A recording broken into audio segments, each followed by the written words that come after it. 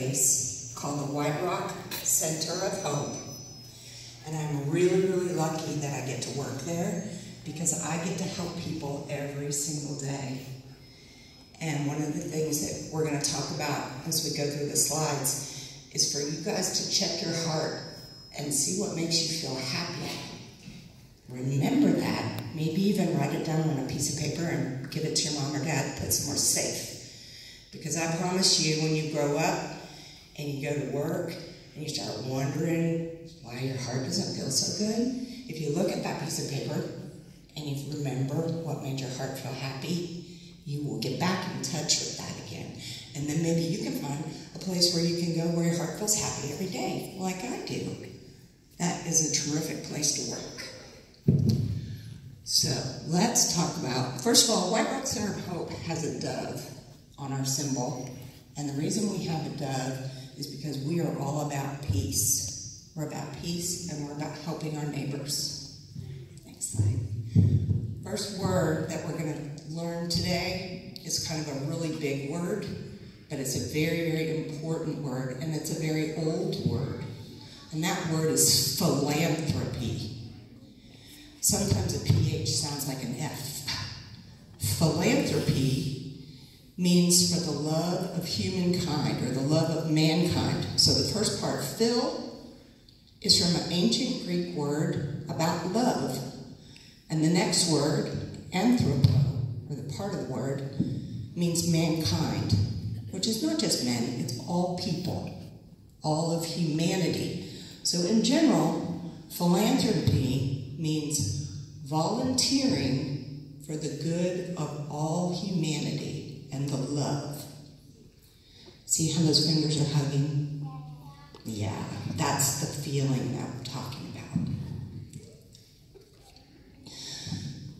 A long, long time ago, 6,000 years ago, is the first time we see the pictures of people helping people. And started out in the beginning where they were helping poor people and they were helping old people that needed help. And then as time went on, the idea grew into helping the environment by taking care of our planet and helping animals and helping with like school, like the PTA is one kind of philanthropy. Next slide, please. So I want you guys to use your imagination and think about the different ways that you might be helpful with the environment. Oh, I love it. Some of you are really closing your eyes and thinking hard with your imagination. The environment is the way that we take care of our planet. We keep our rivers and our mountains and our streets clean. We pick up trash that we find on the playground and put it in the trash can.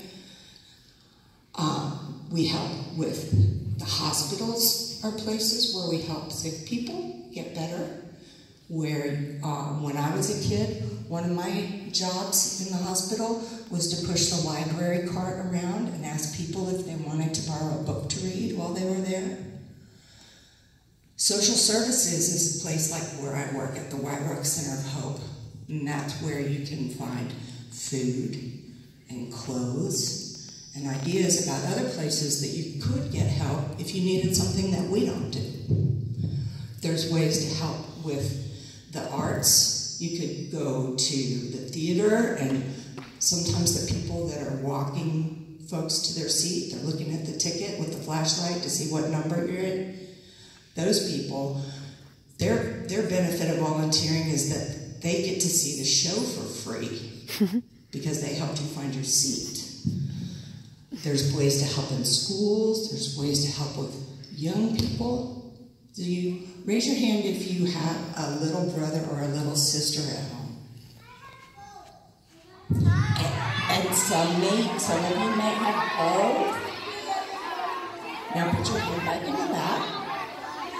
Put your hand back in your lap. Clap once if you can hear me. And your hands are in your lap. Awesome. So maybe if you have a little brother or a little sister, and a little brother and a little sister, maybe mom or dad asks you, would you go get the wipes for me? Would you grab me a Kleenex, please? Could you get the diaper bag out of the back of the car? Those are ways that you can help with little people. Yeah. Or raise your hand if you have ever seen your grandma or your grandpa. There you go. There are ways that you can help. Now put your hands back in your lap. Hand in your lap. So you can help your grandma or your grandpa too. Sometimes older people might drop something on the floor and they need help picking it up because they don't bend so well anymore. So those are all ways you could read to a sick person, you could read to a sibling. I want you to keep dreaming about what makes your heart happy. Next. So there are, in general, we say there are 7 faces of philanthropy, or 7 different ways that loving humanity shows up. Some people have more than one of these, some people have all of these, some people just have one. But one of the ways that people like to show up is if somebody did something nice for you, then you can do something nice back for them. That kind of person is known as a repayer. There are some people that are called investors, and those people will do something good because they know in the long run it's just the good thing to do. Socialites like to do good because it's really fun. Sometimes having a party or a food drive, or if you have a birthday party and you have enough toys, but you're thinking about other kids that might not have any toys. Some kids have a party with a purpose. When they have a party and everything that they collect, they donate to another organization, to somebody that doesn't have anything. That kind of a person would be called a socialite. Doing good is really fun for them. The communitarian does good because that's just what makes sense. Some people are called devout. They do good because that's what their family and their belief in God says that that's what they're supposed to do. Then some just do it because it really feels good. And some people aren't sure why they do it, why they give, why they volunteer, but their family always has, and so they just learn to do it as part of the family. Those are the ways that people like to help. You're good. So these big ideas do not have to be hard at all. You can have a great idea and somebody else has a great idea and they're both great. Everybody's different. So you have to think about what feels best to you. I am super excited because there is real science with tests and proofs and charts that show that it really does make a difference when people do good. The science shows that giving brings joy. It makes our heads happy, it makes our brains happy, and it makes our hearts happy. A lot of times it just used to be, people said that's what it was, but they really didn't have any science to prove it. And it's very exciting that they do. Just like teenagers need more sleep, but that's another story. There are ways that you can give that make you feel really great. You have to check yourself and figure out what that works for you. So you can give time, you can give your talents, and you can give your treasures. Some people think of their toy box as a treasure chest. The ways that you can figure out what you do and how it makes you feel is just by testing. So you go try and you see if it works for you. What makes your heart happy? So gifts of time are really precious. If somebody says that they want to sit down and read with you instead of looking at their phone the whole time, and not really paying attention, that's more important. When you make time to help your little brother or your little sister, or you make time to help your mom and dad do stuff, you are giving them a very precious gift. So talents are unpaid ways that you can share your talents with your friends and your neighbors. So maybe you can help cook a meal for somebody that just had a baby and is really tired and needs some help. Or maybe you have a neighbor that's sick and you could help mom or dad fix some muffins or make them a dinner and take it over to them. That's one way. Another way that you can help, maybe you could play bingo or hold the cards for somebody whose hands don't work very well anymore. My dad can't hold his cards, but he loves to play cards. So sometimes my daughter and I will play cards with him, and one of us, it's our job to hold his cards for him. That's a way you can help. Another way is to make art. You can make your posters, like those awesome posters you have in the hall for your candy sale that's going on. Or you could make cards for Valentine's. You can make cards for Christmas and birthdays. You don't have to go to the store and buy those things. In fact, the ones that you make are the most special. Some other kinds of ways that you could help is to pull weeds in the yard.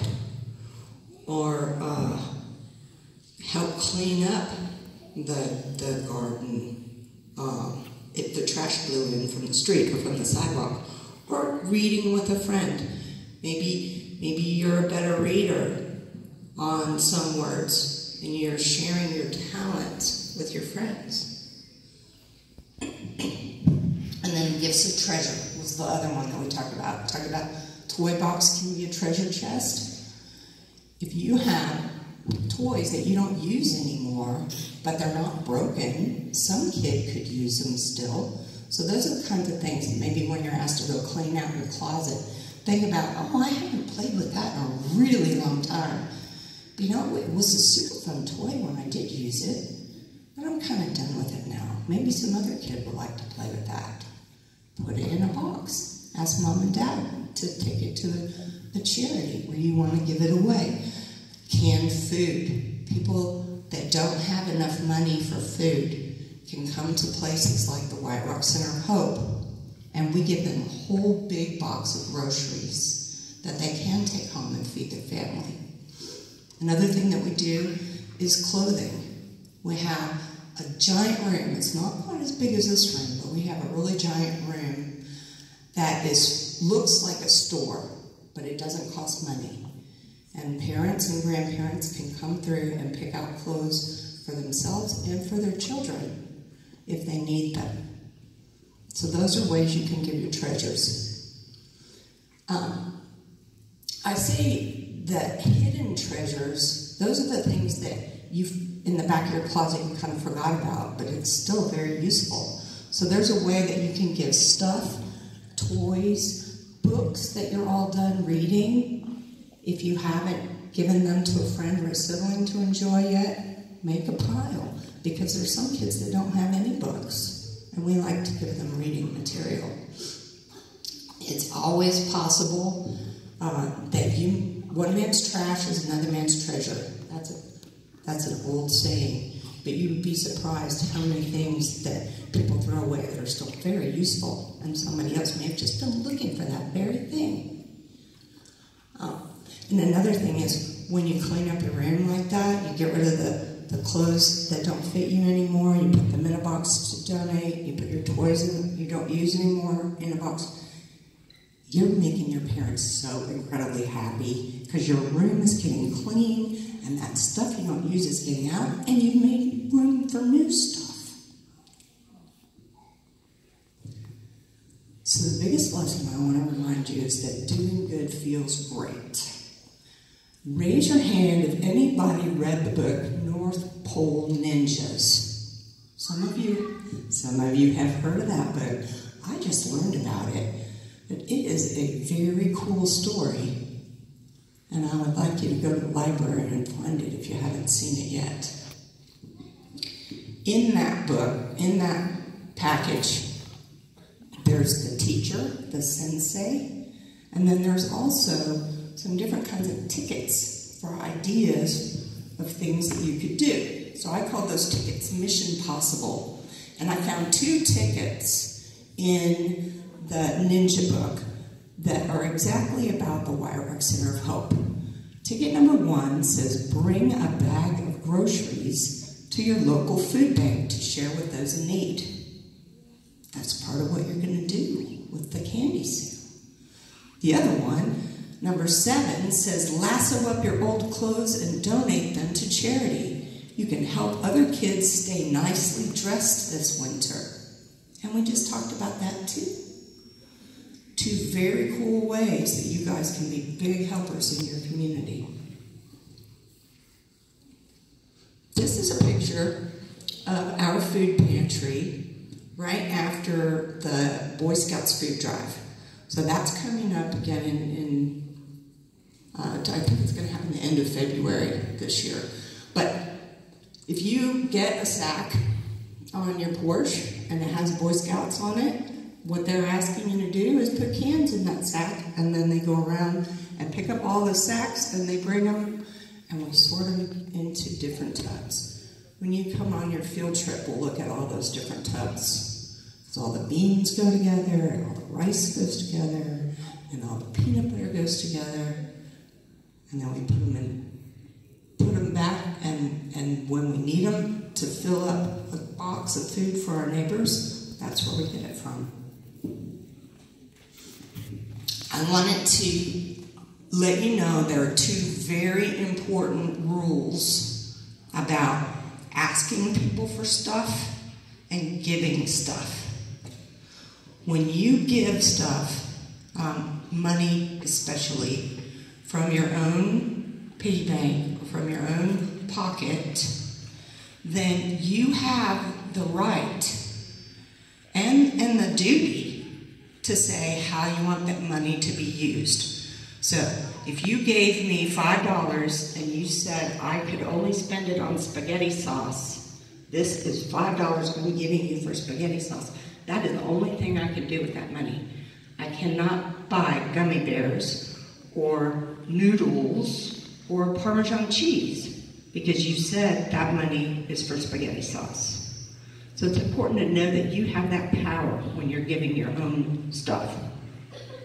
And then the other thing that's really important to know is that when you are asking people for money to help with your cause, that you are doing exactly what you said you were going to do with that money. So if you had a car wash, then you were going to raise money for the Red Cross for your, and that was an activity that your soccer team decided you were going to do. You cannot use that money to buy soccer team shirts and then give the leftovers to the Red Cross. You have to do what you said you're going to do. So when you sell candy and say you're going to buy canned goods, that's what you're going to do. This one's really for the teachers in the room. The most sophisticated donor wants to know exactly what happened with their dollar. So they'll get this.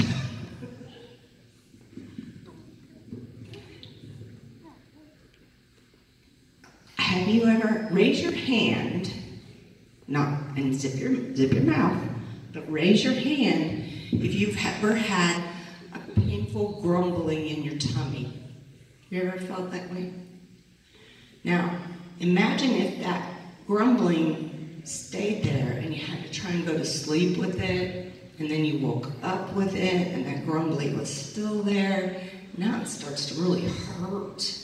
It's not just grumbling anymore. That's what somebody that doesn't have enough food. They can't just get up and go get breakfast from the kitchen that day.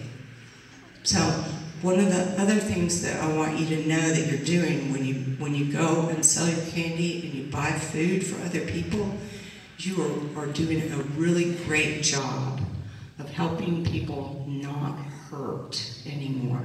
And that's a beautiful thing. And that's about all I have to share with y'all today. I'm really proud of you for what you're doing. Your posters are fantastic. I'm going to take some pictures of them. I'm going to take your flyers back and tell all the folks at my office what you guys are doing.